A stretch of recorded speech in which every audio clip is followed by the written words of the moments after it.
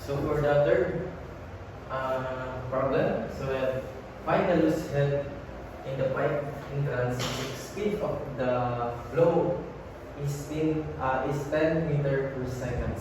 So chooses niya is A is 5.10 meters, B 10.2 meters, C 17.4 meters, and D is 2.55 meters. So for the solution, we have the formula of head loss is equals to 0.5 times yung speed of flow squared over 2 times gravitational acceleration.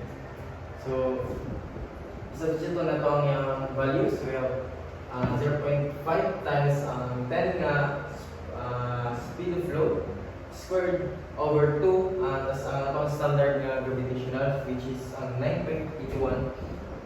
Then, i-calculate na natin siya, magpapataw 2.55 meters, which is ang letter D.